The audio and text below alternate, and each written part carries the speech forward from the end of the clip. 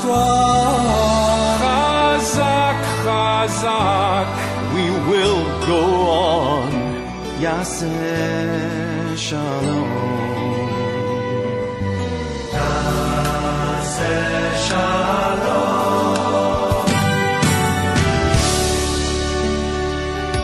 Chazak ונתחזק בעד עמנו ובעד עורי Elokeinu. ונתחזק ביד עלינו ולמען ערי אלוקינו. Israel and Judaism, the two terms are not exactly identical. Tonight's topic is of the series Ben Gurion aired at high noon, Israel and Jews in 5761. Tonight's the 10th lecture, which boils down to Ben Gurion and the Jewish religion, or who's a Jew, Jewish state and Jewish religion, in the years 1957-61. Somebody always pointed out that this question and problem is still with us today. That is true, but I'm not talking about today. Maybe in my last talk I'll talk about today. I'm talking about what happened when it first popped up in a very interesting and typically Israeli bitter way in Ben Gurion's time in the second half of the 1950s. And so, without any further ado, let me plunge into my remarks. Theodor Herzl, of course, wrote a pamphlet called Judenstaat, which of course means the state of the Jews. He never says the Jewish state. He never said a Jüdische Staat. And that's important, because Herzl's vision was that the Jews will work out what kind of Judaism or non-Judaism it's going to be. Everybody knows he wasn't from. On the other hand, he considered himself a good Jew. His wife was Jewish. But on the other hand, religion played no part in his life whatsoever. The chief rabbi of Vienna, who was conservative, once visited him, and he didn't know better. He served him, I think his wife served like shrimp or oyster soup or something like that. I'd never heard, because those kind of Jews only heard about ham. They never about the other stuff. A lot of people don't know. So anyhow, Herzl's vision was not one in which clarity involving what the new state, if it'll be one, and Judaism, and what kind of Judaism, Orthodox, Conservative, Reform, Tutti Frutti, secular, whatever you want. He never clarified that. And so when Zionism developed, they never developed an official Zionist position towards Judaism or any of these kind of questions. That might be part of their genius. Had they done that, it really would have got plundered, getting mixed up with all kind of tangles. But instead, they focused, as they did, on Herzlian Zionism and Achanim Zionism, on the just getting a state. That wasn't so clear, but it gelled into becoming a state, and also a certain type of culture. As you know, there was the Mizrahi, like the religious Zionists who are sponsoring tonight, and that was one branch of the Zionist movement. There are plenty others, like Ben Gurion, that were not that way. What everybody agreed with was that once there be a Jewish state, all Jews should be welcome, 1, 2, 3. And when Ben Gurion, right, keep it on there. So he said, don't keep it on me, just keep it totally on there. When Ben Gurion proclaimed the state in 48, the first rule, I mentioned this the other day, they did after they signed the Declaration of Independence and before they adjourned, because it was just about Lichtbenchen time, it was Friday. So first thing he said is, we just want to pass the first rule, and the first rule is that all the laws of the British are in force, okay, because you can't have a chaos, except the white paper. So that what that meant was, from this moment on, the law that says Jews cannot come into Palestine is abrogated. But the legal definitions, technicalities, they didn't deal with them that day, because they had a war to fight. That night, Tel Aviv was bombed, and the Arabs all invaded, as we know. And right away, it was just a matter of cultural consensus that Israel be unique in that, unlike other countries, it's instant citizenship. Correct? You go to America, go to France, any other country, it's 3 years, 4 years, 5 years, 6 years, 10 years process before you can get your citizenship, right? Take in America, I think it's still 5 years. It's a resident alien, it's a green card, it's this, that, and the other, till you go through the hoops until you finally become a citizen. Israel never had that, at least not for Jews. They had it for non-Jews, have like that, correct? If you're not Jewish, you want to come to Israel, I'm talking about the law. He said, if you're an American Christian, let's say, and you want to move to Israel, there's formalities to go through, and you go some kind of process, and it's so and so many years, and this and that and the other, and eventually, I'm talking about from the law point of view, you can become a citizen of Israel. But if you're Jewish, it's boom. It says there's no other country like that. I remember reading many years ago, a book about a Russian Jew who, this is quite a story. and I think they wrote this in the 70s, and he was I'm going to go to Israel. He was an Olympic swimmer or something, a very good swimmer, but he couldn't swim out of Russia because the place where it would be good near Turkey was very heavily covered by the Russian police, minefields and all that sort of thing. They knew people would try to swim away. And so this is amazing, but this takes us back a few years ago when you had the communists, not like today. And so being a major swimmer, he dreamed up a plan that he would go to Vladivostok all the way in the Far East and would join a Russian fishing boat, reinvent himself as a fisherman. And when the fishing boat gets close enough to Japan, he'd jump off and swim 20, 30, 40, 50 miles, whatever it is, because he was such a fantastic swimmer. So in other words, imagine that crazy thing. And even, what about the sharks? He learned Hilchos sharks. He studied up on this, so he became a total bucky. This is a real story. He learned that when a shark goes like this, you go like that, and there is such a thing, right? So if you don't know what you're doing, they'll eat you, but if you know what you're doing, they won't. This is a true story, and he did do it. He got himself this in the 70s. He got himself in some kind of a fishing boat situation, out in the trawler fleet out of Vladivostok, and they went to so and so many miles off of Japan, and he jumped off, and he did swim there. And, crazier stories have happened, I think. Anyway, and when he got there, he was dripping wet, and he turned himself to the Japanese police, and they said, "You're Russian? We got to hand you over to Russia." He said, "Don't do that. That's why I ran away. You're a Russian citizen. You got to do it." He said, "I want to go to Israel." He says, just tell Israel I'm here." So he told the Israeli embassy, and a guy shot, this way he writes in the book, a guy that shot from the Israeli embassy, he said like this. He told the Japanese police, "Here's the guy's passport. He's a citizen of Israel." The Japanese said, "Fine, get him the heck out of the country right away so we won't have to worry about it." And that's what they did. So there's no other country like that. So this was, So now, if this was another venue, I would say, and today he's a major Rosh Hashiva in B'nai Brak,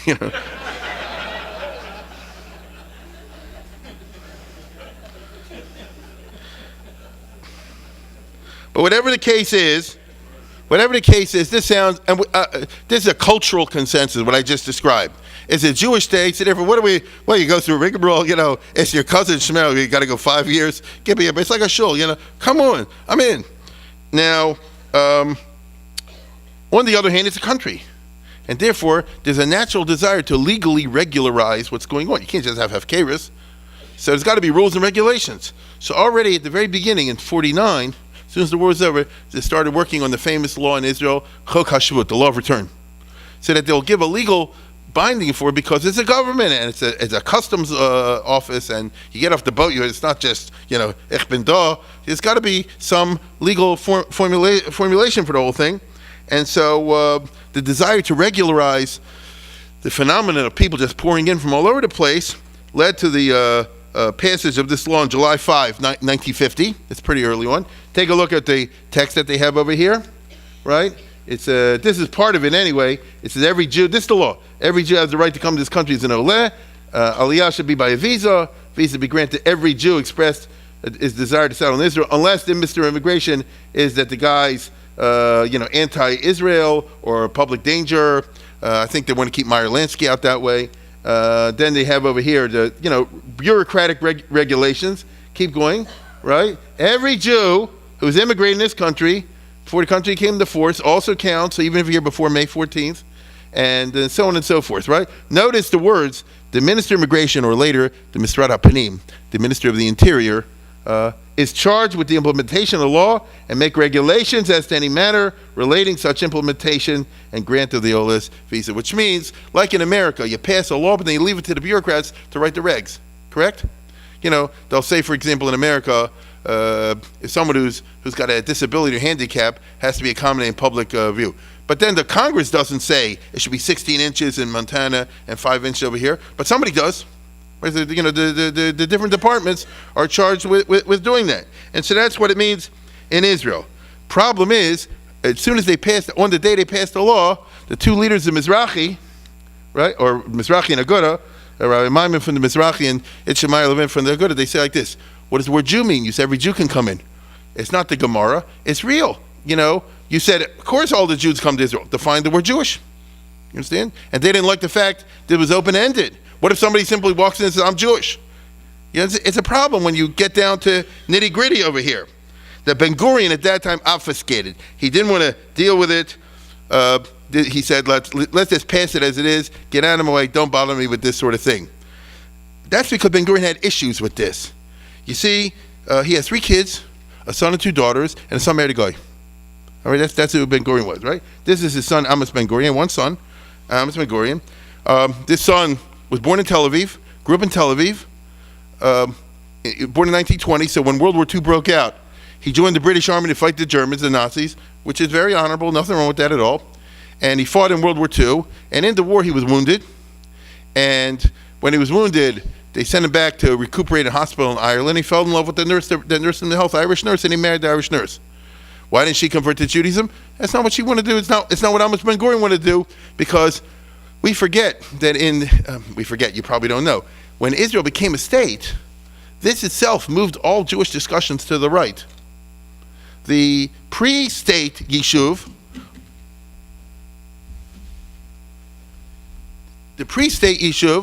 was that Gucci Aliyah that I spoke about in the past, which means that you didn't have all these Sephardim coming in a very traditional. You didn't bring all these Hasidic types and all this coming after the war. The new population moved all discussions of Judaism in a more traditionalistic direction.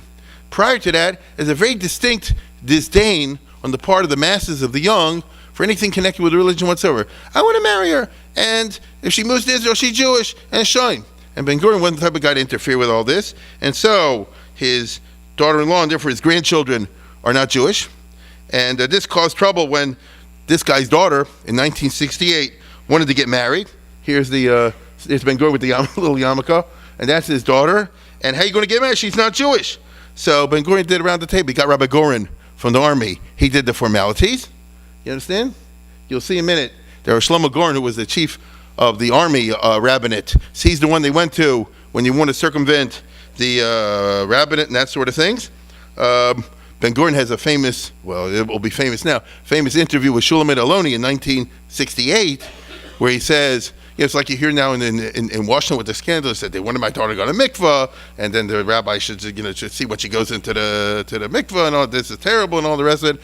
And I spoke to Rabbi GOREN, and he made it all go away. And so, by the way, Ben Gurion does have Jewish grandchildren, right? This is his daughters. A kid, he had a daughter Golda, she never changed her name, and a daughter Ranana, just so you should know. But the fact is, the only people carrying the name Ben Gurion were not Jewish, which caused the famous bitter speech by LEVIN, who was friendly with Ben Gurion in general, but he said, you and your policies, he said, Khrushchev's granddaughter's a grandchild's a Yid, Ben Gurion's grandchild's a Goy. You understand? Which was true, you understand? So crazier things have happened, and the reason I'm mentioning this is, to Ben Gurion, on the issue of marriage, and especially Judaism, was conflicted.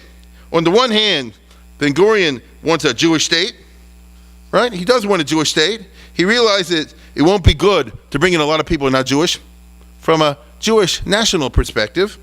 On the other hand, on an individual basis, don't make a big deal about it. But you're dealing with laws, and so the two desires clash. Regarding Judaism itself, I would say, Ben Gurion was very confused and unclear. This is just an interesting thing about it that we're going to discuss tonight. Not everybody's good in everything. He was good in army matters and that sort of business, A-bombs. But he wasn't good at, very interestingly, for a guy who came from Eastern Europe, he was very unclear and confused about Judaism itself. He would basically like to be a Karaite, to go straight from the Bible. But that wasn't an option, as he realized, in the 20th century. If he could bypass the whole Talmud, that'd be great for him. And so he's rather silly in matters concerning Judaism, which is surprising, but not totally. I've told this story many times here of Chaim Weizmann and Lord Reading. Chaim Weizmann being the famous Zionist leader, and the Marquis of Reading, Rufus Isaacs, was a Jewish boy from London who was born poor and was very brilliant. And through education, he rose to the top, became a big lawyer, and eventually he became the Viceroy of India, the Home Secretary, the Foreign Secretary, and the Chief Justice of the British Supreme Court. That's pretty good in a society like England. A Jewish fellow married to a Jewish wife. It's just an interesting story. And he met Weizmann at a certain cocktail party in 1920s, and he'd been the Viceroy of India. I don't know if you know what that means. That's the highest position in the British Empire. And he started telling Weizmann what the Zionists are doing right and doing wrong, and Weizmann blew him off. He said, Eretve Anar, he talked like a fool. Me, a fool? Marquess of Reading, that's higher than a duke. Viceroy of India, and so on and so forth. And Chaim Weizmann very famously said like this. He said, everybody is a combination of smart and dumb. Some of us are 50-50, some of us are 60-40, some of us are 40-60, some of us are 90-10, 90 smart, 10 dumb, some of us are 10-90, correct? It's a fact. The only thing is like this, where do you pour it in? So you, the Marquess of Reading, no question, you're definitely a 90-10. You're 90 smart and 10 dumb. Everybody's a little dumb. He said, you're 90 smart, 10 dumb. Problem is, the 90 smart of you lavish on the goyim.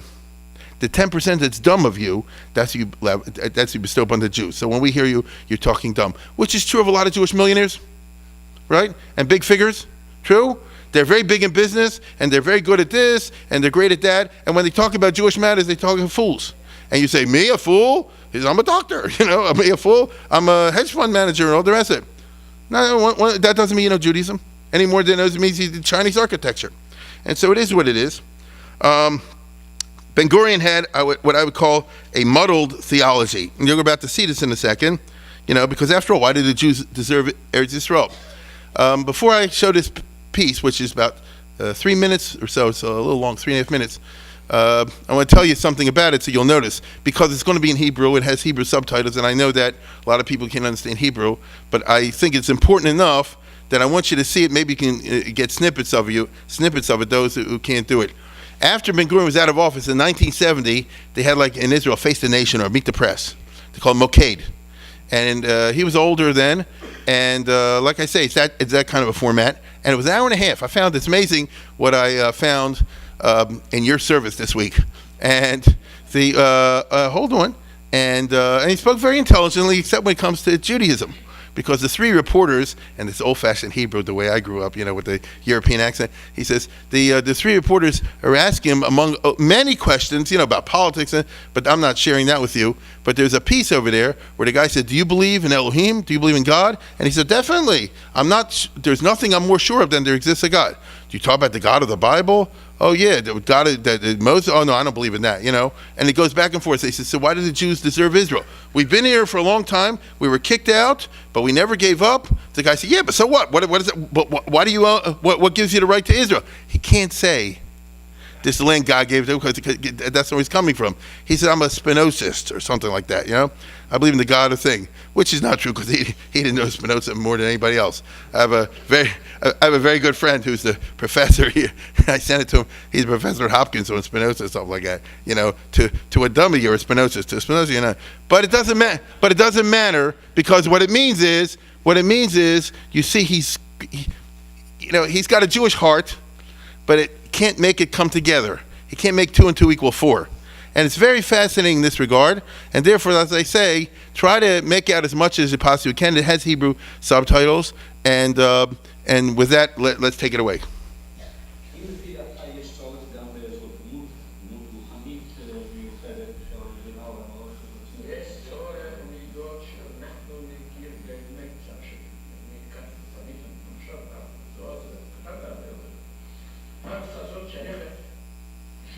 Israel belongs to 2 people. To the Arabs and the Jews all over the world. Do you believe in God?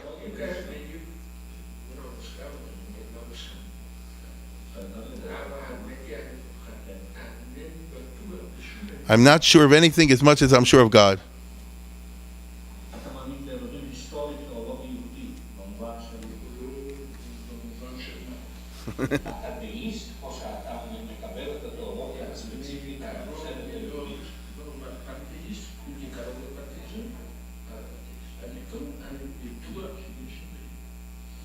I'm sure there's a God.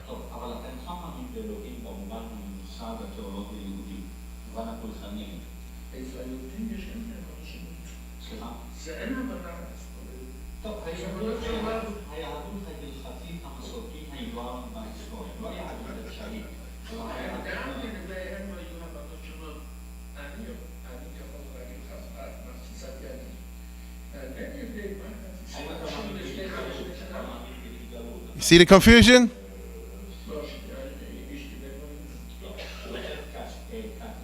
מה עם שורש אמונתך בשיוך הארץ הזאת לעם הזה? אם הוא לא... Why did the Jews deserve Israel?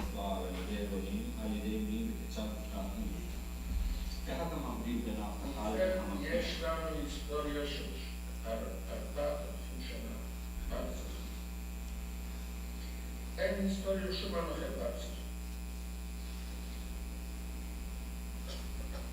אנחנו פעמיים גורשנו, אף פעם לא התייאשנו שמשהו. We're kicked out of Israel, but we didn't give up. על אשור, אני מכירה את זה, נושא את השור. אבל גורשנו בבבל, כשהייתה רק מלכות יהודה, אנחנו יודעים מה קרה. חזרו, גורש, לא הבבלים, אלא הפרסים. אחר כך באו היוונים, השתלטו, רצו להשתלט, נלחמנו בהם, נלחמנו להם, מזה הם שמים אותם. עכשיו באו להם, עוד פעם החילו אותם. אבל יודעים, אף פעם לא התייאשו במדינת ישראל. מדוע לא התייאשו? כאשר יש לי איזה טקס, מדוע? הם לא חשבו שזה הגמר. להם נתפסו בקרב כל העמים, אין עוד עם אחד שכל כך מוזר בכל העולם. There's no other people that were scattered in the world like the Jews. לא רק משתמל גם הימים האלה בכל ארץ נושאים אחרת. פרסנו בפרסים. בברזיל, הם מדברים על הפרסים. בגרמניה, כמו גרמנים, כל את זה אחרת. אבל הם לא חלק של הארץ הזאת. אבל מדוע הארץ הזאת ממשיכה להיות שייכת להם? nation זו הייתה עצם והם יצאו בדבר מה שלא מצא לשום פעם אחת בעולם. והם אף פעם לא התיישו מזה. מה שלך היא אמונה בעצמנו. הם ידעו שהם ישו. בעצמנו, לא באלוהים. בעצמנו. העמדה הזה שאתה אומר בעצמנו לא באלוהים, זה כפייה עליהם. אין דבר בעולם בלי אלוהים. אבל זה ככה אולי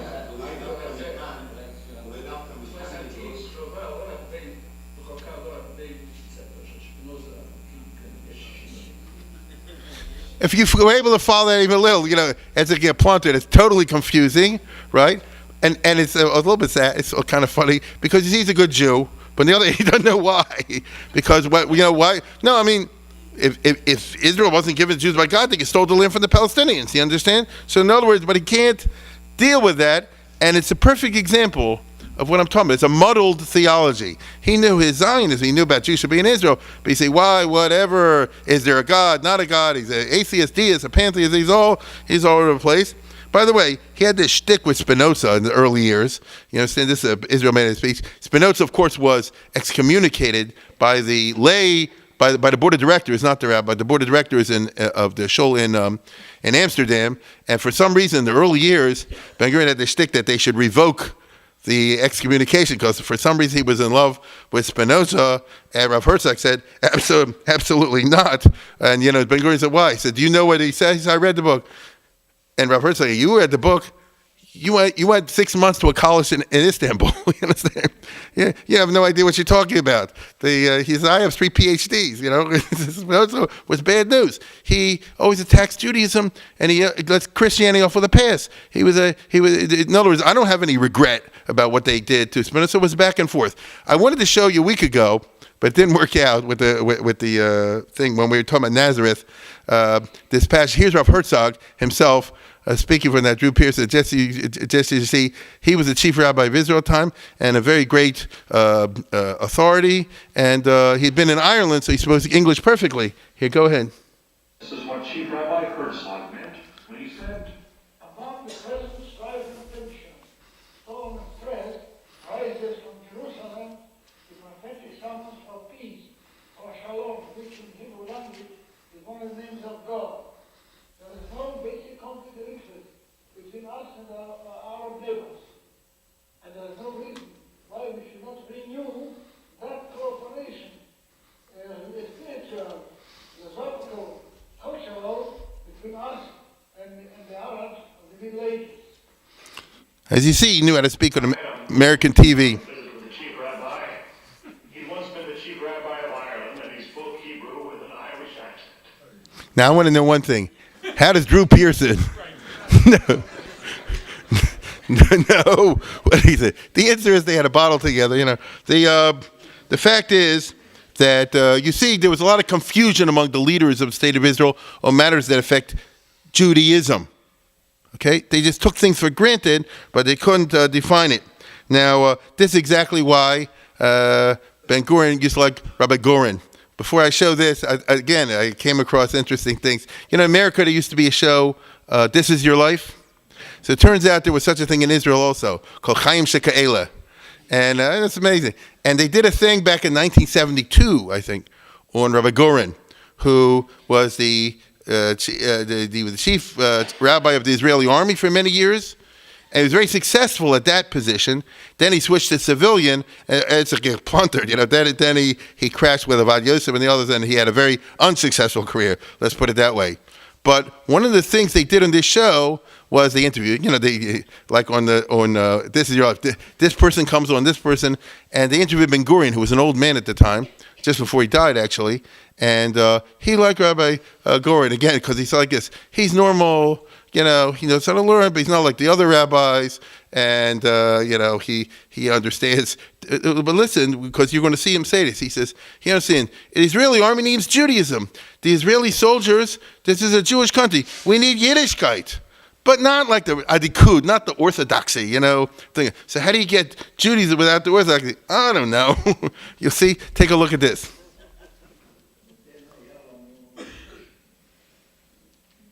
We had a chush of a person.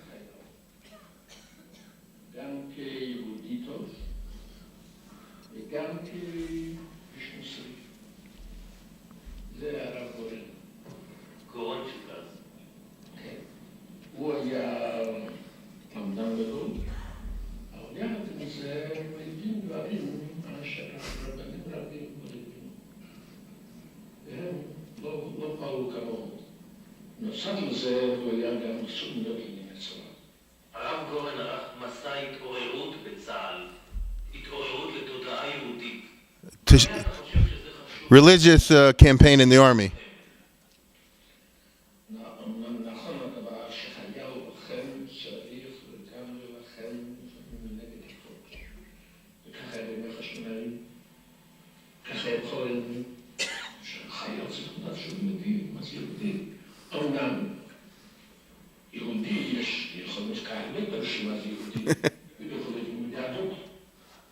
Aduk means Orthodox.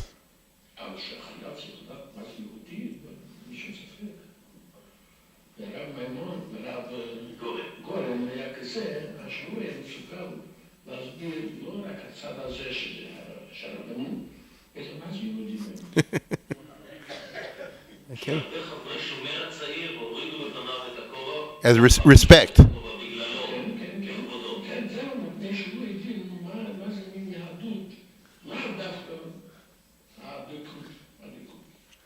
Right. So he's all confused. He says, I like him because he's a Jewish guy. He is Orthodox, but he's not Orthodox. In other words, in the classic line, he's from but not too from. That's what everybody in the world wants. Now, it's interesting because, as I say before, if you want to be honest about it, Ben Gurion and GOREN, Rabbi GOREN agreed on a unified army, which was in opposition to the leadership of many, especially the Mapam, especially Aaron Sisling, who was the leader of the Mapam, who said at that time, and in this long show about GOREN, he says that Sisling told him, he says, I'll supply you with cholent and tefillin, the soldiers, and you guys make a separate religious unit and eat cholent all day and put tefillin all day and leave the rest of us to do whatever we want to do. You understand? And Ben Gurion said that's obviously crazy. It's not going to work out. I want to tell you something interesting. This guy, Aaron Sisling, as they say, was the leader of the Mapam. He has a grandson, Yiftach, who last year made a Sima Shas in Kibbutz Ein Charod, meaning on the kibbutz, because it was the yard site of Aaron Sisling, and so forth. And then he's a Rosh Hashiva in Rechasim, if you know what that is. That's the Bnei Brak of the north, and so forth. And he said, my grandfather was a good guy. He just got a little bit off the there. It's almost funny the way these things turn out in Israel. But, this was a big fight in 1948-49, I should say, because what happened in the 48 war was that in the course of the fighting and the drafting of everybody, a number of cases happened where from soldiers were drafted, and they went, first of all, the officers said, what's that funny payas and stuff like that. So they cut them off, like the German, you know what I mean? They shaved their beards and the payas against their will, and when the soldiers wouldn't work on Friday night, because they felt they didn't have to, they arrested them and threw them in the brig. And it was just left a whole bad taste throughout the whole country. And Ben Gurion said at that time, this is not going to work, we got to figure something out. And he asked Rabbi Maimon, and he said, can you get me a normal rabbi, And he said, I got this guy, GOREN. And he sent him in there with the idea that it should try to make a unified army, which wasn't so easy. The Mapam said at that time, they said, this is kfiyat datit. What, they want basically Ben Gurion said like this, look, everybody have to keep kosher. In the army, I'm talking about. You have to keep kosher. And they said like this, he said, how come you're giving in to their demands, you're not giving our demands? And Ben Gurion said like this, it's not against your religion to eat a kosher sandwich. You understand? It is against his religion to eat a ham sandwich. You can't do it. It's not going to hurt you to eat a kosher sandwich. In the army, it was a famous sort of thing. And GOREN did a lot in the army in the 50s. If you you got to give credit. And in my understanding, Sahal remains today the only kehillah in the world. I'll tell you what I mean by that. Because it's very interesting. Take in Baltimore. You're in Shomer Emunah. You don't like what somebody else is doing in Baltimore? You don't have to. You're in your own shul. You don't like what somebody's doing? They're going too far to the right, to the left. Join, make your own, leave. Make your own shul. It's a free country. That's what we do. And so we don't have a kehillah. Everybody does his own thing. You don't like what the Vod says over here or this Vod says over there? Make your own. You don't have money? Then shut up. Don't complain. But you can do what you want. And therefore, I don't have to make any compromises for you, and you don't have to make compromises for me if we don't choose to. You get it? You want to show everybody be like this, I'm going to show that. You want a JCC, it'll be like this. I want a JCC, but I don't have to do anything. Same thing in State of Israel. There's a certain amount of religious coercion. You can't get married without the rabbanut and all that. But other than that, everybody can be as religious or not religious as they wish. Because if I don't like what you, I'll move away or I'll do whatever I want. And consequently, if somebody asks a posek, a shaila, ever since the last 100 years or so, you can poskin the question for the people that that you're talking to. You don't have to take into account, if you don't wish to, whether other people in the community can keep this, because other people in the community aren't interested in what you're saying anyway. They're not from, they're treifs, or they're whatever, or God forbid they're Mizrahi or something like that. You can do whatever you want. The only place in the world that I can think of in which you have to get along, whether you like it or not, is the Israeli army. You get it? If you have a unit and these guys are drafted and they're stuck, then what do? There's a whole very fascinating genre of literature coming out in the last 20 years. Maybe you see it when you go to Israel. I do, called Army Shilas and Shuvas. I don't know if you ever noticed it. I picked it up here and there, a few volumes, and it's fascinating because you can't make Shabbos for yourself. You gotta get along. For example, I remember just off the top of my head. I remember the guy is a Shaila. You're working in the army and you get the Torah. You have to serve food in the it's by rotation. So you have to serve food, let's say for lunch, in line. The guy's not going to make a bracha. If you want to be strict about it, you can't give food to somebody who's not going to make a bracha. You're helping somebody do an avera. But what are you going to do? It's the army. You're going to tell someone they're not going to feed you? You understand? In other words, so what do you do then? Now, if this was civilian life, then it's like this. Don't hang around that person. Just take care of your own thing. You don't have to get involved with someone else's affairs, and only deal with people who make brachas or whatever you feel like. But for the army, you have to figure something out. What do you do for Shabbos? What do you do for kashrus? What do you do for Yontif? What do you do for all the things? You can't just say, I'm doing this. The unit needs you, maybe on Shabbos, maybe some other time. How do you work it out? That's a kehillah that we used to have in Jewish history for many centuries, which we no longer have today. That's a kehillah in which you have the whole ketoris in there. The good spice, the bad spice, the whole business. That's the old, I'm talking about old school, that's the old model of the Chazal long ago, which doesn't exist in the last 150, 200 years. Now everybody has their own. You have Satmar does Satmar way, Lubavitch does Lubavitch way, Mizrachi way, the Aguda does the Aguda way, Ner Israel does this way, Lakewood does it. Everybody can make for themselves. The idea that you're compelled to work something out is an old idea, and it did obtain in the Israeli army. So you got to figure something out. The general approach of GOREN was to try to, work these things out in such a way that you win the approval of the other side instead of trying to shove it down the throat. You see, over here, he became a paratrooper. Why did he become a paratrooper? When he went around to all the units at the beginning, so he went to all the units. So we went to Ariel Sharon. This was the commando unit, the paratroopers. And he said, there's not a single from guy in the whole unit. Why do we have to keep a kosher kitchen? He said, well, it's Army regulation. No, if he would say that, they said, then the heck with it, get out of here. So GOREN said like this. So he said, all right, I'm going to join your unit for the paratroopers, and then you'll have a soldier that you need for him. He said, you're not going to join nothing. So he joined the paratroopers, he jumped and broke his leg. Because he didn't know. But I want to tell you, that's an interesting story. So he's in a hospital with a broken leg, and Ariel Sharon came in and said, you're a son of a gun. He said, but since you did, I'll give you a credit. I'm going to make a kosher kitchen. You understand? That's the way, you can do it all kind of ways, but that's the way he did it. You understand? So it's kind of very interesting over here. I would say in general, the approach of Rabbi Maimon and GOREN was try to win these things. You see, there were actually Ben Gurion, I think, had no friends. If you know who he was, maybe you can figure out by what I'm saying over here. He lived a very tough life, very ruthless with the politics and all the rest of it. He didn't have any friends. He had people liked him and people didn't like him. This was his friend. It's the only friend he had. This is not what I'm saying. He writes this. He said, Ben Gurion said, the only friend I ever had, he said, we quarrel and everything, but we're friends. You understand? And he said, and the idea was, because Rabbi Maimon said, I'm not making you do this, but do it. Right? Come on and do it. And that's how Israel was in the 1950s. Again, in this series, the show, I guess, they had all kinds of people, like they used to do in This Your Life. Hi, I remember you. Come on out and identify yourself.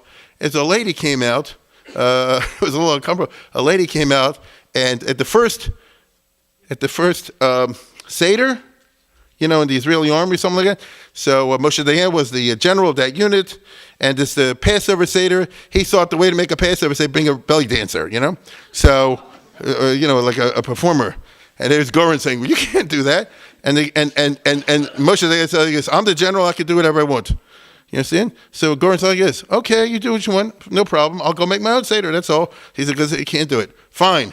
And a day or two goes by, and then Moshe Dayan calls him up and he said like this, really, I don't agree with you, and I think you could do it. But I want you there, and I have my respect for you, so I'm going to call this off. You understand? This is the way I'm trying to share with you. This is a different experience than the American Jews had, or the Jews in Chutz La'aretz. In Israel, there's a certain way, if you press the right buttons with these chilonim, you could possibly get something done. If you don't know, then you won't get it done. So the idea that I'll do something for you and not for God, very typical Israeli from the 1950s. I'm reminded of a story I read, I think I remember correctly, from Rabbi LEVIN. Maybe you remember from the book, where he had this big following from the Irgun and Lehi guys that he helped in the British times. I assume most of you know what I'm talking about. He used to go to the jails and all this, even though he was from beyond from, but they helped, and they were not religious, most of them. And I think he had like a 70th birthday or something like that, and they wanted to make him a party and a parade. They made a parade in the end, and they wanted to get him a gift, like something, a golden a scroll or something, I guess. And he told the guy, Shmulevis, he said, if you really want to do me a favor, you don't have to do this, but if you really want to give me a birthday present, stop smoking on Shabbos. You understand? You don't have to, but he said, that would mean more to me. And the guy said, for you, I'll do it. You understand? And I would say like this is better than if you gave me Kesef Azov. Right? So they can he said, for him I'll do it. Not for God. get that straight, right? And not for the rabbis and all the rest of it, but for him I'll do it.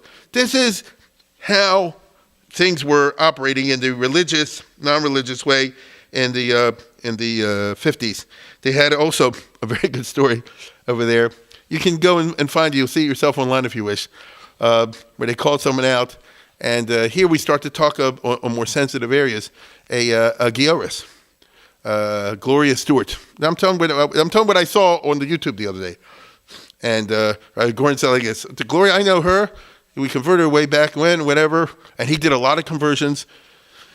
Better or worse, this was a famous or infamous part of his career. When we were in Israel, Rabbi Oberstein will remember, we met some people there. They were complete zero Yiddishkeit and GOREN converted. But hear this out. And this lady came there, and he said like this. He says, I know her name now is Galia, and the happiest day of my life was when she got fired. He said, from her job. What does that mean? He said, yes, he converted her. She had a job on the TV as a TV announcer. Young, attractive lady. And then she went work on Friday night at Kos Shabbos, and she got fired. He says, finally, as someone that really meant what they said, say what they said, that they would become religious. And he said he went to the head of the TV thing, and he says, "Lo yitachen, this is impossible. In the Jewish state, someone should come and convert from another religion to Judaism. They get fired because they're keeping Shabbos, And so she got her job back. At least that's the story they told over there. I share all these little vignettes to try to give you a little bit of a picture of a world that's quite different than today. Quite different than today, both in Israel, quite different than today, obviously, in Chutz La'aretz. Now, the unclear wording of the Chok HaShuvah, the law of return, was an accident waiting to happen, because they didn't bother to define who's a Jew. In the first years of the state, interestingly, it didn't pop up much. Who were the great majority of the hundreds of thousands of immigrants pouring into Israel in the first years of the state? Exactly, it's from the Sfarim, from Yemen, from Iraq, from North Africa. It's no non-Jews there.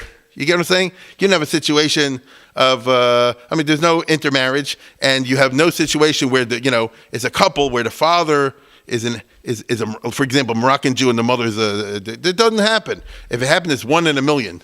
So it wasn't a big issue, considering the character of the Aliyah, of the masses of people that move in there. But by the mid-50s, things start to change. In 1956, and afterwards in 57, 58, 59, 60, 61, there was, take a look at this, right? Okay. There was an uptick in the number of immigrants. Some more, some less. Many of these came from Poland and Romania. That's what happened. Wasn't as much as could have been. It's a strange story because there have been about 100,000 Jews who were really Polish, but the borders changed back and forth with Stalin after the war, and they got stuck in Soviet Russia. And after Khrushchev came into power, so as a new communist government came into Poland, and by the time the dust settled, the Soviet Union sent about 90,000 of these Jews from Soviet Union into Poland. So Poland said, I guess, what are we going to do? So go to Israel. In other words, they let many of them go to Israel. So many of these that you see on the charts are different Polish Jews. Now you're talking about a different population. Now you're talking about people coming in the late 1950s. Now you're talking about people who survived the war, maybe in Soviet Union and place like that, many of whom are situations in which it's a Jewish guy married to a non-Jewish woman. She's Ukrainian, she's Russian, she's Lithuanian, whatever it is, and Polish. You get it? And now they want to move to Israel because anybody get out of Poland, anybody get out of Russia. And so this is what happened. All of a sudden, this means that you have the practical situation of do these people benefit from the law of return? Because they're not Jewish. Or you have a much messier situation. He's Jewish, she's not, and what's the story with the kid? So, they do benefit from the law of return. Meaning, Israel says, as far as the physical fact of letting you in the country, if Hitler would punish them, that's good enough. It's not exactly a logic, but we all understand that emotionally, correct? Hitler regarded anybody with half Jewish, part Jewish, a Jewish husband, a Jewish this, as Jewish. If he would kill him, then that's good enough, at least to let him into the country. But what about the ID cards, the Tudat Zahut, which religion is a key marker of identity, and you can't help it. That's the way the Middle East goes. In Israel, to this day, when you have your ID card, which is not like America, you have to have it at all times because it's a security zone problem. We in America are spoiled. Baruch Hashem, you walk around here and you don't have to carry an ID card. Although really the truth of the matter is with your credit card and your license, they got you wherever they want you. But the fact of the matter is historically, it's not part of the American tradition to actually carry around ID documents, right? But in Europe, it's not like that. In most countries in the world, it's not like that. And it always has been that you have to carry your cards around all the time. In Israel, for obvious security purposes, they want to know, am I dealing with who? What do you mean you're dealing with who? He's an Israeli citizen. Yeah, but what kind of Israeli citizen? So what are you talking about? Let's cut the baloney. Are you Jewish? Are you a Christian? Are you a Muslim? That's what boils down. Are you Druze? Are you Circassian? This is immediately how they classify you. Now, in modern liberal parlance, this is what we call racial profiling. Yup, that's what they do in Israel. We all know this. This is one of the reasons why, thank God, you don't have any attacks at the Ben Gurion airport.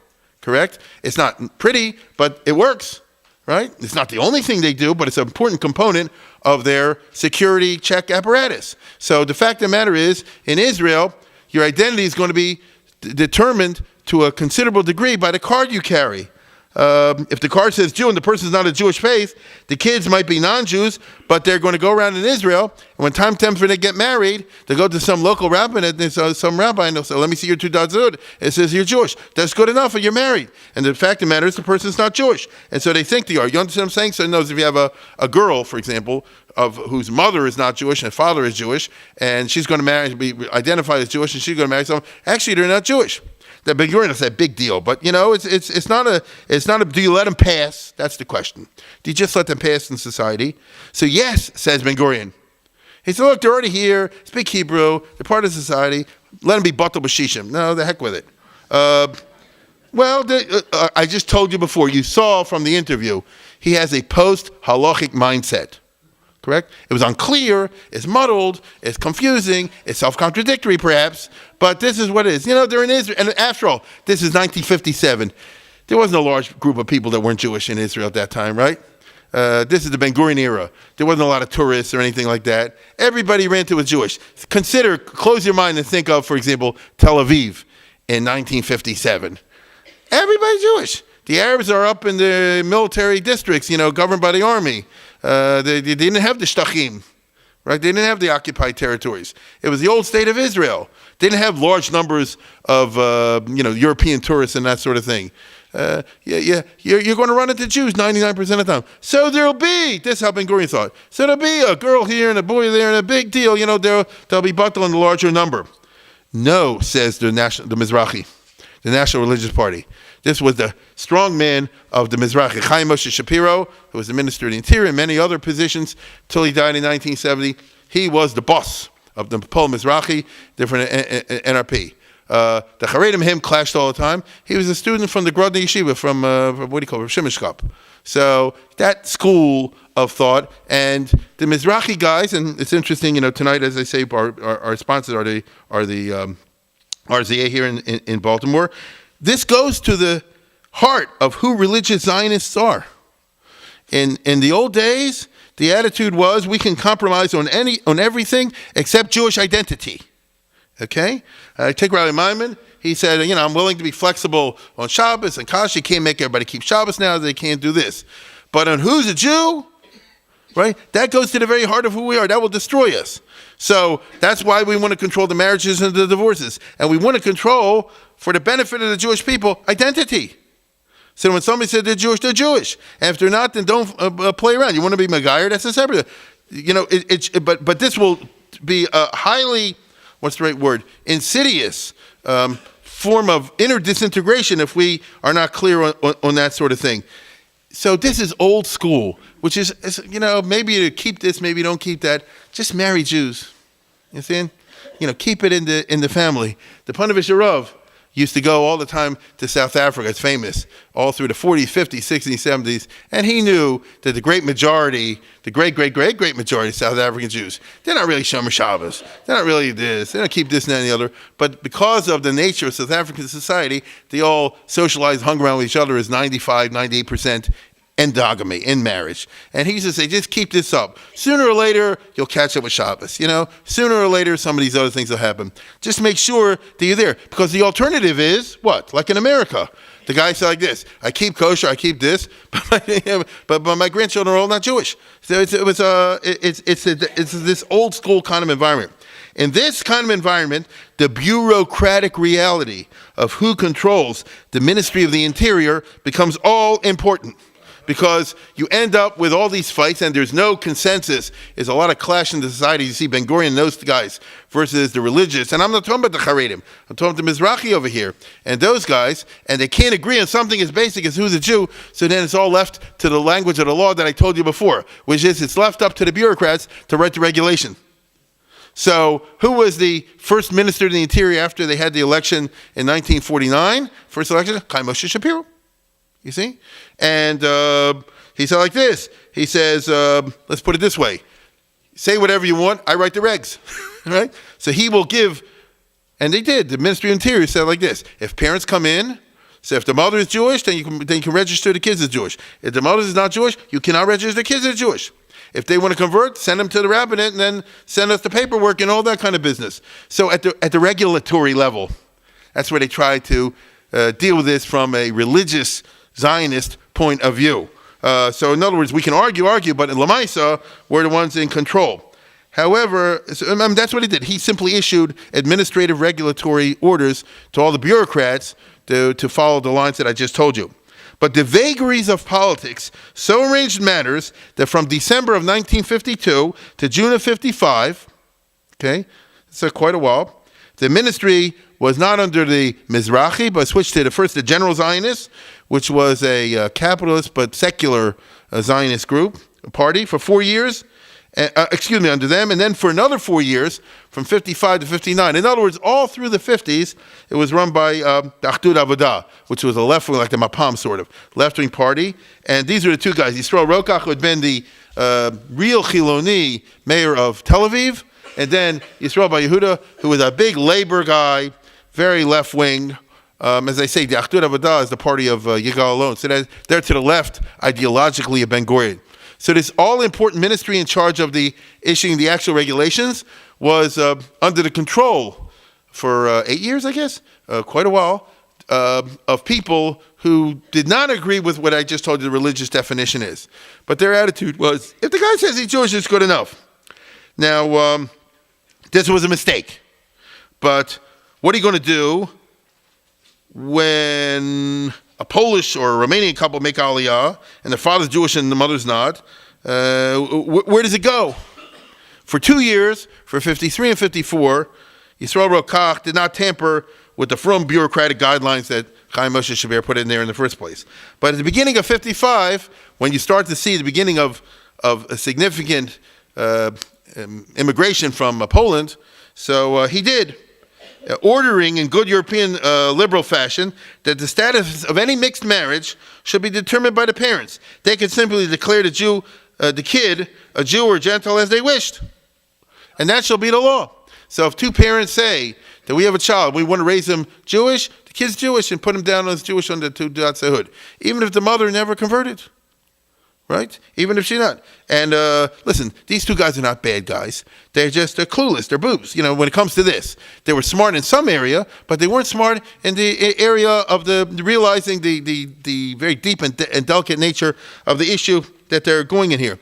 Now, I want you to understand, this is a real weird situation. I read a book 2 weeks ago. Maybe some of you saw it, about Israel's super spy, Sylvia Raphael. Does anybody know what I'm talking about? And she was South African. She's dead. She was South African. She was Israel's best spy in the 60s and 70s. She's one of the people that shot when they had the hit squad after the Munich killing and all that, the Gideon squad. So anyway, she's a famous person in Israel. And so I knew about her a little bit, but I took the book out of the library. She's from South Africa, from a little town. And I'm just telling the vagaries over here. And super Zionist. Father was Jewish. The mother was not Jewish. Mother was from the Boers. And it was interesting to me. The mother lit candles on Friday night and fasted on Yom Kippur and did the Hanukkah. No, she had a totally Jewish lifestyle. She just never felt like converting to Judaism. I have no idea why. And so she was brought up, this girl, in this intensely Zionist environment. And she totally identified with the state of Israel and risked her life in the 60s and 70s on these super dangerous missions on behalf of the Jewish people, on behalf of the state of Israel. And she wasn't Jewish. You understand? Now, in the end, because it's a long, long story, she got caught and she was in Norway and she ended up marrying this Norwegian guy. And neither of them were Jewish. They just worked on a kibbutz. I'm telling you the weird isms that arise once you start trying to get down to the level of writing rules and regulations and applying to real life situations. So Ben Gurion would probably say, I guess, she's Jewish. Look, she totally identifies with us. That's good enough.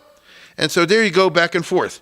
When Rokoch did it, the first guy, in the beginning of 55, it was a bureaucratic circular, not read by the public, so it did not raise a hullabaloo. You understand?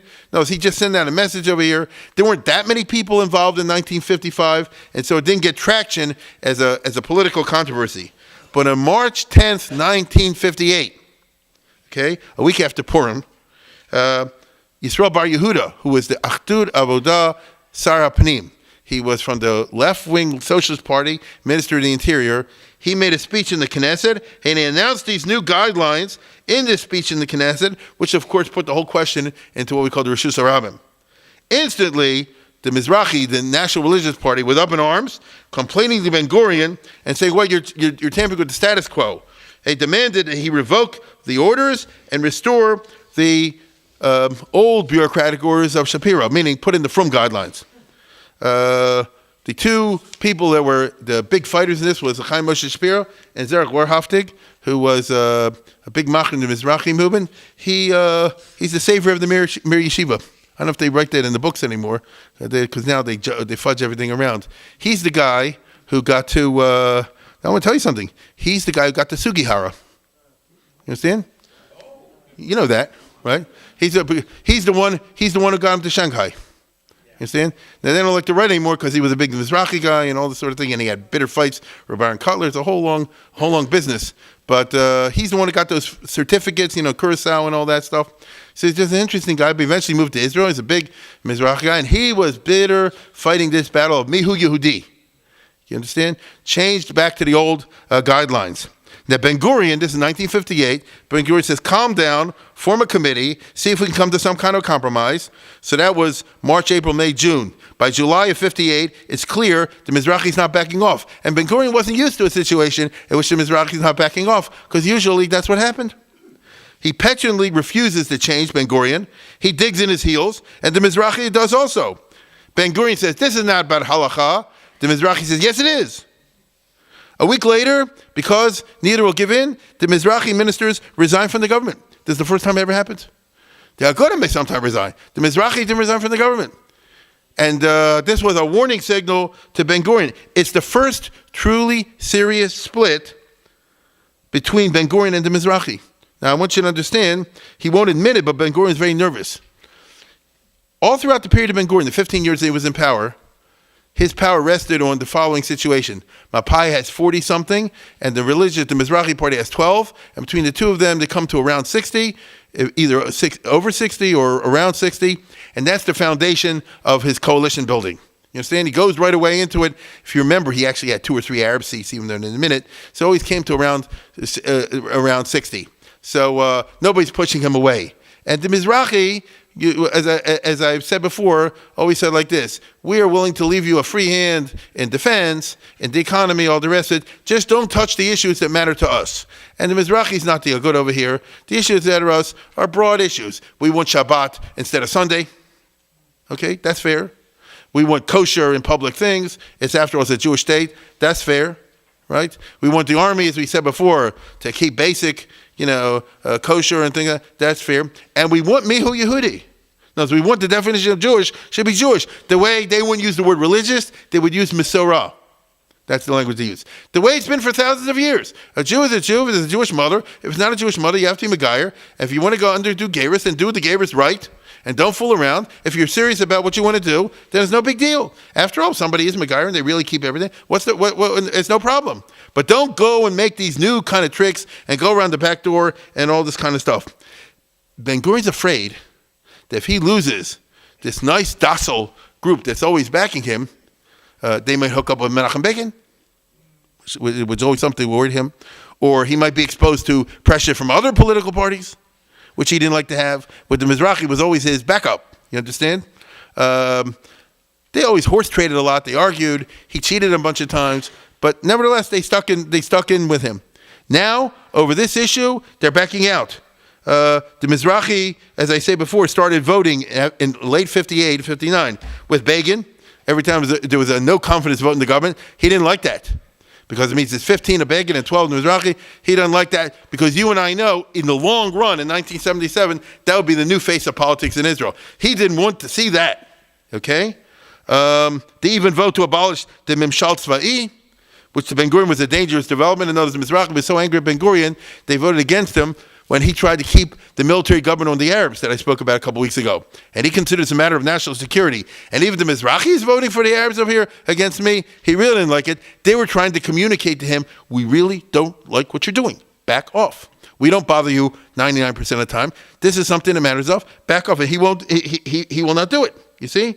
Ben-Gurion writes to Rabbi Maimon, who's now in retirement. It's so too long to read over here, but basically he's saying this is not a big deal, and it's not a state of the halakha, and whoever wants to marry somebody can do whatever they want. It's all this sort of thing. And Maimon responds back. He says, "You're doing the worst mistake of your life." He said, basically, he writes like this.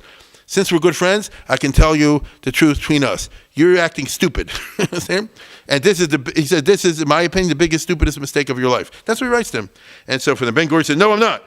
And Ben-Gurion says, religion is part of Judaism, but Judaism is not part of religion. So he goes back to old Adachad stuff. Okay? Now, the super secular. You hear what I said? Religion is part of Judaism, but Judaism is not part of religion. So what is it? You understand? And you therefore have a situation for the first time in Israel in which at the highest political level in the Knesset, there was a fundamental disagreement with no common ground. And in a parliamentary system, especially a coalition parliamentary system, there was always, in any healthy system, even in America with Obama and the Congress, there's always a quest to find some kind of a common ground. Agree? Now, looking for a way out, because Ben-Gurion didn't know what to do. He's not the type, he's so stubborn by nature, he couldn't say, I'm wrong, I'm backing off. That's not who he was. He made he put a stand, here I am and here I stand, so he couldn't back off. So he looked for some kind of other way out, and looking for justification for his ideological position that there is more than one legitimate form of Judaism, and that more importantly, there's more than one way of identifying Jewish identity, not just a halachic way. He figured, let's do, like I said last week, let's do a Disraeli vort. Right? So let's appoint a committee and stave off the crisis. Right? Let's figure some way to delay this. And so what Ben-Gurion did was, in July, was to write a public letter to 50 of the leading Jews in the world that he said whose opinions count, in his opinion, on the question of Mihu Yehudi, which is a novel move. He said, I'm going to pick the 50 leading Jews in the world whose opinions should matter. I mean, not Sandy Koufax, but people in the world that their opinions should count on who is a Jew. And no, we don't know who all they were. We only know we got 45 letters back, so we don't know who the other 5 were. He put together an interesting. If I were to ask you today, who is the 50 leading Jews in the world? Everybody would say like this, me, and then the other 45. Right? It's a very interesting kind of list. Look at this, if you can tell.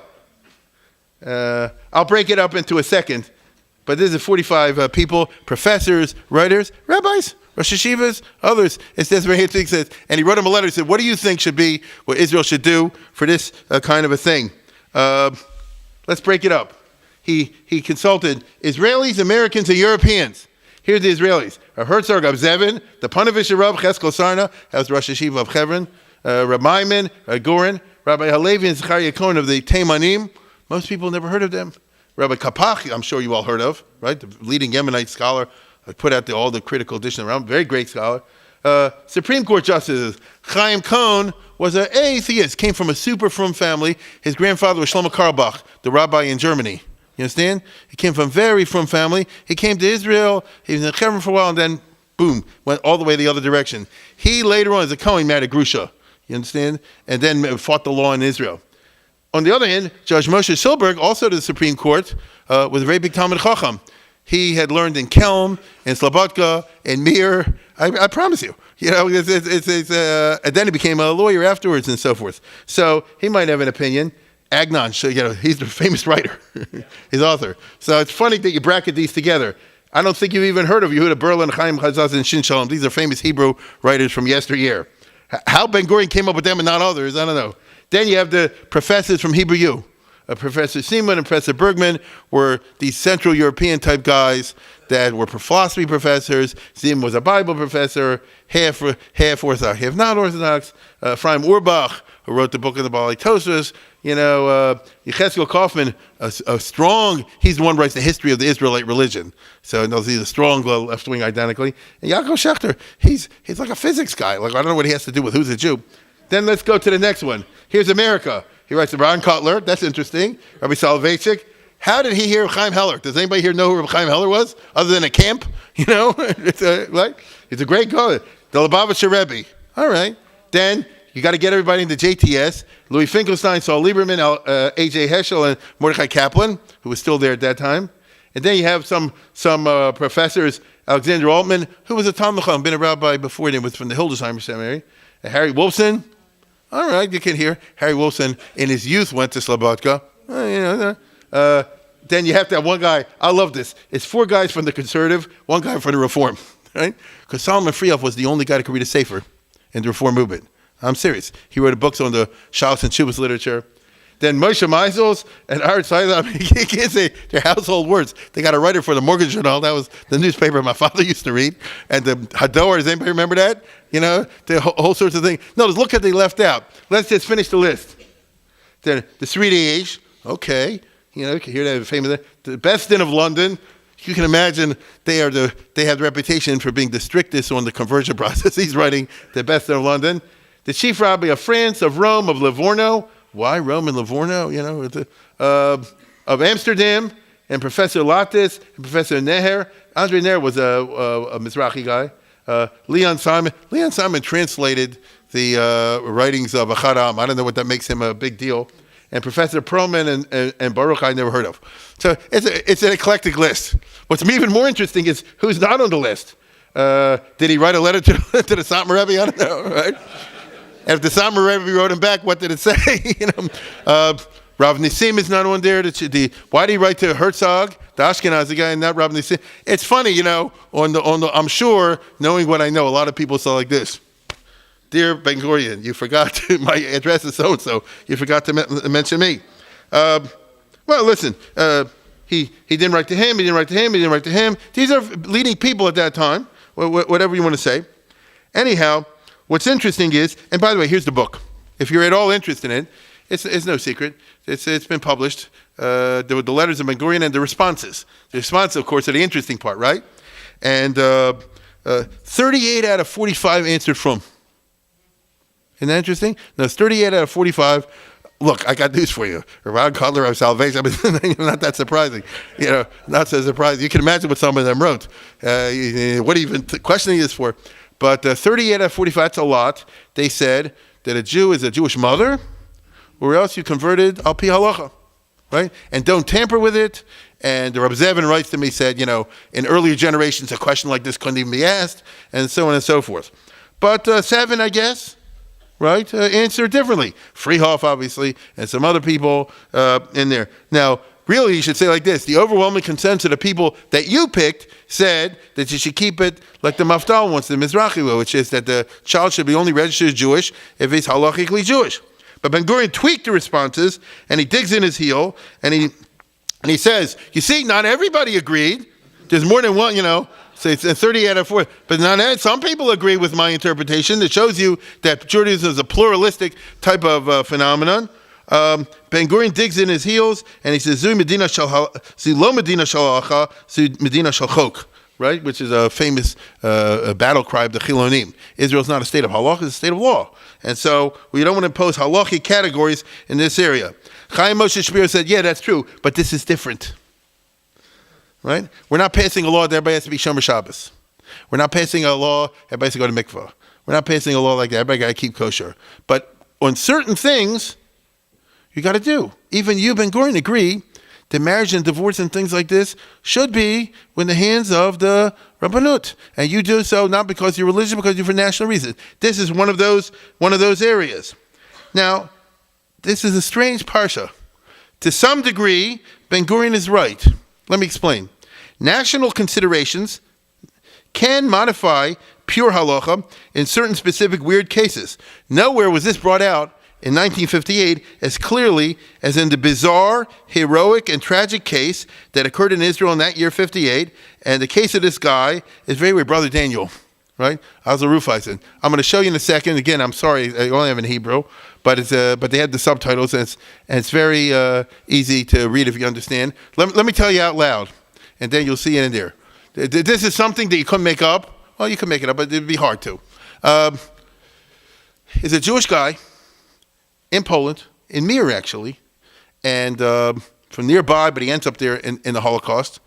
Born in 1922 to a regular traditional Jewish family in Poland. And in the war, he has all these crazy adventures in which he disguises himself as someone who's not Jewish, and he works for the SS or something like that. And he uses his position, his false identity, to save many hundreds of Jews, maybe 1,000 or two, in Mir.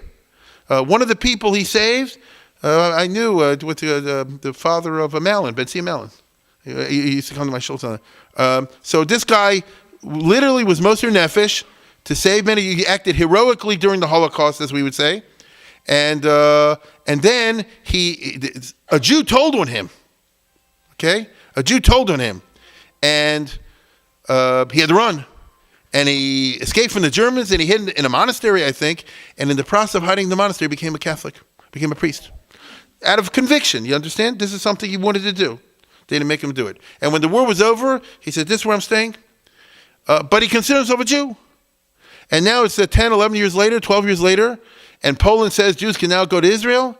And he said, I want to go to Israel, I'm a Jew. He was a Carmelite priest, so their headquarters in Har Carmel. You know there's a monastery there. This is what he wants to do. And he said, listen, in my religion, I'm a Catholic priest. But my national, I'm a Jew. You know I risked my life to say, even now I would fight for Israel. And I want to live, I know it sounds crazy, but I want to live sufficient Yidden. Right? I know they're not like me. I'm not out to proselytize among anybody, and he didn't. And I'll help Israel best I can. But I'm a Jew. Now, here comes a funny business. Al pi halach, is this guy Jewish or not? You know the answer is he is Jewish. Correct? If his mother is Jewish, he is Jewish. On the other hand, does he benefit from the Chok HaShvut? Is that what Israel had in mind when they did it? Or Jews for Jesus today or something like that, right? Whose mother is Jewish. You get it? In other words, national considerations, you can understand, l'chumra anyway, will trump the pure halacha. It's a nutty case, okay? Listen to the guy's self-description. It takes about 4 minutes. That's his name, the name he stole from the... Oh, it's in English, good.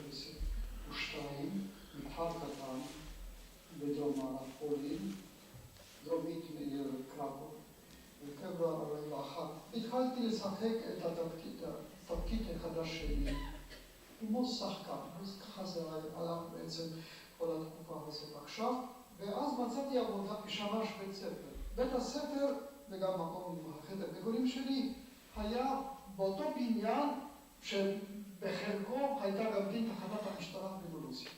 כל הימת באו חיילים גרמניים או ז'נדרמים גרמניים קראו לי לתרגם, לתווך בינם לבין הגרמנים.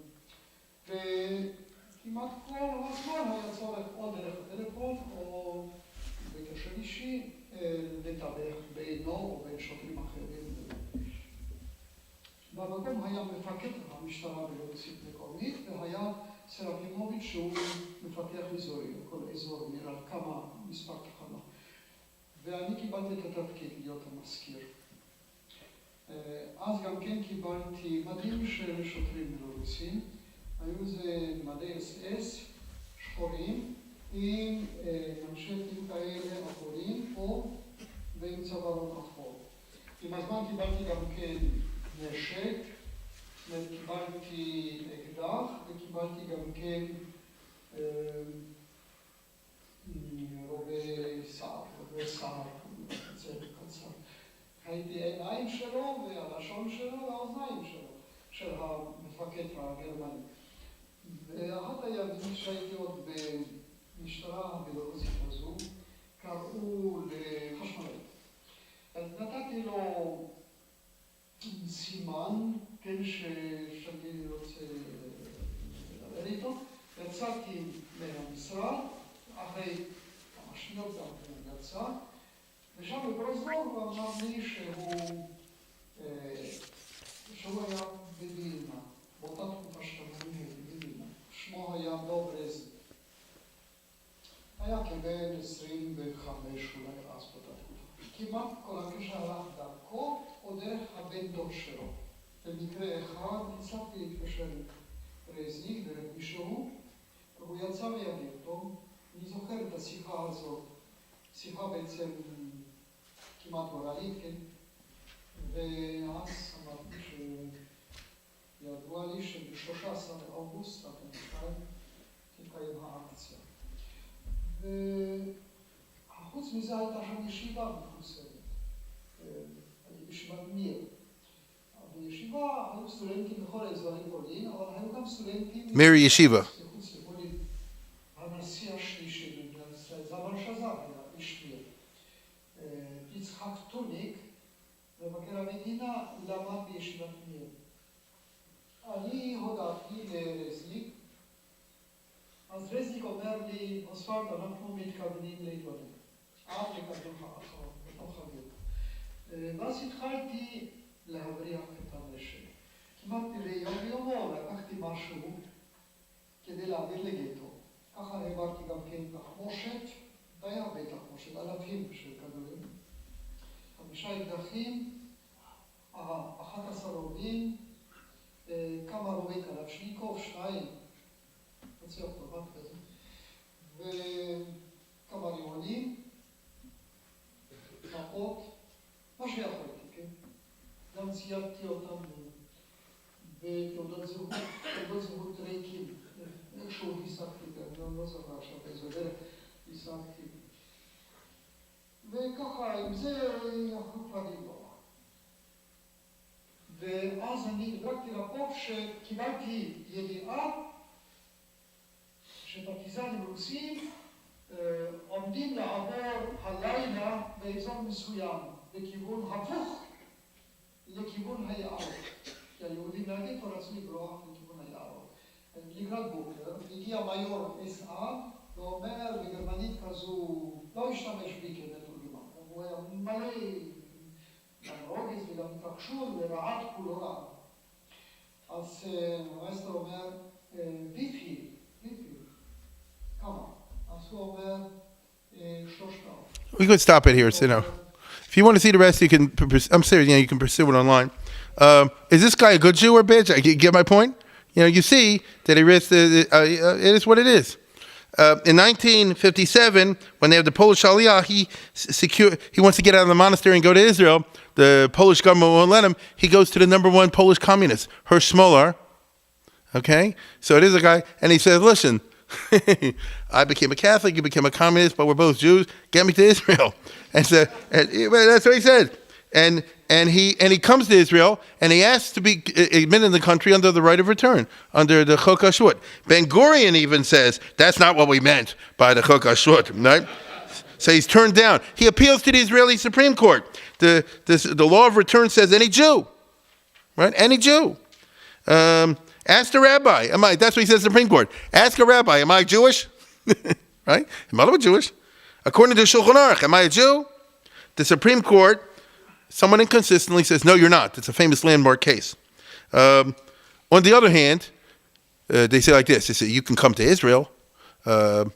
Maybe not instant, but, you could... Notice, let's put it this way. He immigrates to Israel. They do allow him in. He lives the rest of his life in Israel. He joins these pro-Israel Catholic groups. He was a good... you understand, it's funny what I'm saying. He's a good Jew in Israel, the rest of it. He couldn't get in under the Chok HaShvut. All I'm trying to tell you is that... he lives in strange circumstances like Chvolsim, I told you about in the summer, the famous Meshumad, who said, I converted because I'd rather be a professor. But once he became a big Christian professor in Russia, he used it l'toelis of the Jews. So you could have strange stories. Only in Israel will you have the question, because of the nature of the law, is this guy Jewish or not?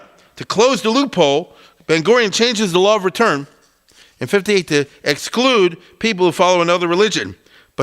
But the one guy in the Supreme Court who dissents, he said, Ben Gurion, what, you can't be Jewish and follow another religion?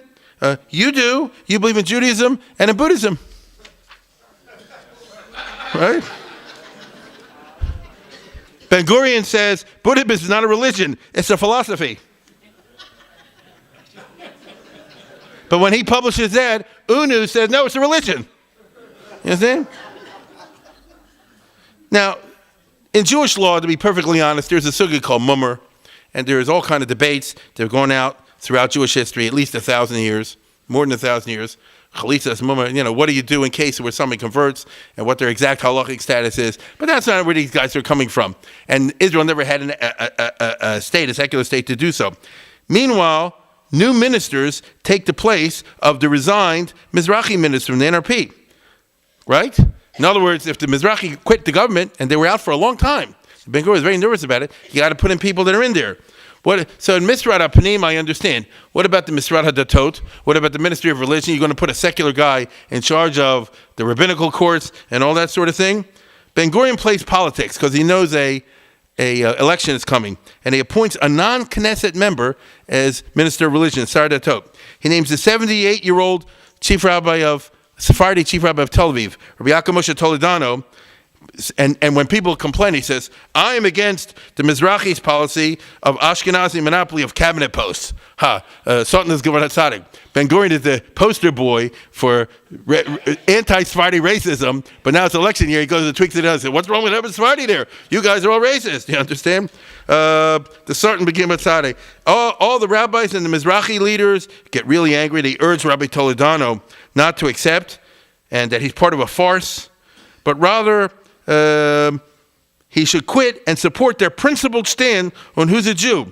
But he tells them where to go. He says, I like this job, And so he'll become the Sar Datot in 58, 59, and in 60. Ben Gurion has his laugh, but the Mizrahi goes into a cold fury, and they really dig in their heels. So if in 59, the Mizrahi and Ben Gurion hate each other. They're really building up the tension, which wasn't good for him. As a result, in the rest of 1958 and 59, what I spoke about a couple weeks ago in politics, Ben Gurion and the cabinet relying on the Mapam and the Achdut Avodah for the majority. He does not feel comfortable with that because they don't give him a free hand the way the Frum do. This is an uncomfortable time for him. They do not want to support all his policy, and they certainly don't approve of his policy with Konrad Adenauer, and kissing up to Germany that I described to you before, even though Israel's getting for it. This is the famous crisis where they found out that Germany gave Israel the contract to make the uniforms for the German army. And so this is the politics of that particular time. Remember, this is 58, 59, when you have the Eisenhower Doctrine. Ben Gurion tilts towards the United States in the Cold War, all of which is not congenial to the Mapam, which is pro-Russia, and the Achdut Avodah, which is somewhat pro-Russia. In fact, the refusal of the Mapam and the Achdut Avodah to go along with Ben Gurion's German policy is precisely what led him to resign in early 59 and call for elections. The elections were held at the end of the year. As I told you before, in 59 elections, Ben Gurion won a big electoral victory. He got 47 for the Mapai. Still, he now needs to assemble a coalition. In other words, he wants to bring back the Mizrahi, but he can't admit that he was wrong. He will not surrender to them, at least not formally. So Shapiro says like this, Chaim Shapiro, let's compromise. You don't have to change the law. Make me the Minister of the Interior. You see? Give me the Misrat HaPanim. Ben Gurion says, okay, but you have to promise there are no changes to the status quo. Scout's honor. Right? What about the Misrat HaDatot? What about the Minister of Religion? You already have this, Rabbi Toledano. You understand? So we can't just stab him in the back. But Toledano solved the problem during the coalition negotiations because he was 80 years old. He married a young lady and died 2 months later. So, okay? Now, the Israeli press had a field day with this whole sort of thing. But you know something? I'm going to treat it seriously for a second because I looked this up. They said he married a girl who was 18 years old. She was 28. Right? Now, I just want you to hold the belly laughs. He says, she was from, wait a second. The guy was 80 years old. He was the chief rabbi of Misrat Sar Datot. I'm saying this what I'm about to say for a reason. She was poor. Her father, these are the people that Ben Gurion dumped in these Yerucham and Netivot, in these development towns, living a life of utter poverty. She got married to a guy and then divorced him because he wasn't from. You understand? Now I know that obviously there's a huge age difference. By marrying him, she got out of that whole business. You understand what I'm saying? Overnight, she had been an ozeret. She had been a maid. And when she married him, then she had maids. She had nothing to call her own. All of a sudden, she has a house in Tel Aviv, and the government, Rabbi Toledano, never asked for an apartment in Jerusalem. But if you remember the government, you're entitled to one, what they call Dirat Srod, which is prestige apartments, all that kind of stuff. So her whole world turned upside down for the good, you understand, by doing. This is the Israel of the 50s. I mentioned it. But as the politics goes, it worked out for them. So Ben Gurion gets like this. Well, no more Rabbi Toledano, so we'll give the Sar the Totavar Haftig to the guy from Mizrahi. Shapiro comes in, they form a new government, and the day he comes in, he changes the rules. The heck with Scout's honor, you know. So he says they changes the rule back to the from one. In other words, no one from now on will be registered as a Jew unless the mother is Jewish or unless there was a Gir Kalacha. Ben Gurion says nothing. This way, he's able to say, I never gave in to anybody. You know, this is the politics merry-go-round. It's the new status quo. The Mizrahi will hold the interior minister for a generation. In fact, more than a generation, guarding the Mihu Yehudi question. You know, so this is how they solved it in Israel. There, if you take the trouble to look over here very closely at the dates, you'll see that Chaim Moshe Shapir was the minister of interior until he died in 1970, and afterwards it went to Burg, and afterwards to another guy, meaning that on a bureaucratic level, the way they did it was that the government ministry in charge of these questions, the Mihu Yehudi, was the National Religious Party, and they made sure that they're not going to register anybody as Jewish if the mother's not Jewish or if there's not a giur. This is the political tricks, the way they worked it in Israel. Checked bureaucratically, couples who want to change will have to go to the Israeli Supreme Court. And that won't happen for a decade. In 69-70, this was challenged in the Israeli Supreme Court, the Shalit case, and other things like that. But that's for the future. Meanwhile, Ben Gurion has the Mizrahi back in the party, which is exactly in the government where they wanted. As for Mizrahi, they always wanted pragmatism. They said to Ben Gurion, you could have had this deal 2 years ago. You know, what was the whole fight about? But there is a price. When Ben Gurion's granddaughter wants to get married in 68, she has to be converted even though she hates it. That's the picture I showed you before, right? You know, Rabbi Gurion did a quickie conversion order, but still she had to go through it. Ben Gurion will leave the status quo untouched, but he relies on Rabbi Gurion to take care of the tricky cases. And this is how Israel operated in the 50s and 60s.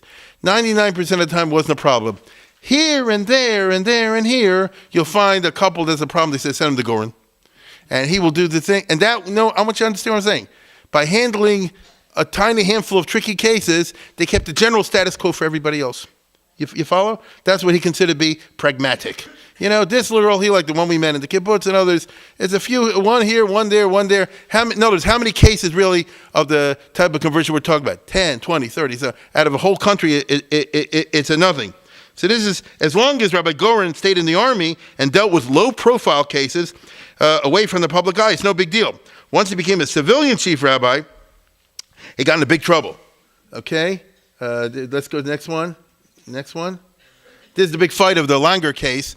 I know Ravad Yosef died recently, and now they put out all the biographies, and this is a big part of his biography where he clashed with Rabbi Goren over this brother and sister case, you know, with the Langers. And he, it's like a plumpy, he got himself into a big mess as a result of this and sort of ruined his reputation. And so the question of Mihu Yehudi was pushed off, not settled, in 1958-61. And it would reappear again and again. From the point of view of the secular government, and this is true even today, the religious were being unreasonable in demanding that new immigrants who were not Jews should be denied conversion unless they became truly Orthodox, an impossible demand in most cases. We'll end up with a country full of goyim, they said. That's what they said, and they still do. From the point of view of the religious, you are filling the country up with goyim in a deliberate and irresponsible manner. You're bringing all the Russian, all the Ukrainian, you know they're not Jewish, you don't care. What is the point of creating a gigantic Erev Rav? Right? The Erev Rav was the group that what? Made the golden calf. You understand? What's the point of bringing numbers if you lose over here? This is an ancient debate, my friends. Take a look at this Medrash Rabbah from the Medrash on Kisisa. Look at this, remarkable. You know, in the golden calf, let's be rabbinical for 1 minute. Moshe is up in the mountains with the two tablets, and then God says, go down, they're making a golden calf. Lech raid, kishiches amcha. God says, your people have become corrupted. So Moshe says, amcha? Moshe, menayin hein ami. You know, why do you say your people become corrupted? God, they're your people too. And Amar LaKadosh Baruch Hu, God says, Amchahem. Because they Sharahoy Mitzrayim, Amarti L'cha, Osesi says, Ami. Amarti Shalor Bem Erev Rav. I told you back in Egypt, don't take these people, only take the Jews out. You hear what I said? God tells Moses, just take the Jews out, don't take the others. I told you to do this. Ata, she's honor of a kosher, but you were firmer than me, God says. You said, no, you can't turn anybody down. Right? And so you meant well, you brought him in. And God says, I knew what would happen. They would make a golden calf and mess everything up. Don't do it. And God says, I gave in to you. It says a remarkable medrash. He says, I said no, you said yes, I said have it your way. The Haim Hoshashu is an ego. So this is an ancient text. The actual providence of this text is 1800 years old when it was written. But it's like Israel in 1958 or Israel in 2015. It's a fundamental debate. It's an existential debate that you just see two sides, that there's no consensus. There's just two sides splitting it. And it's one of the big problems that the state of Israel has today, and it's not going away. On that high note, I say good night.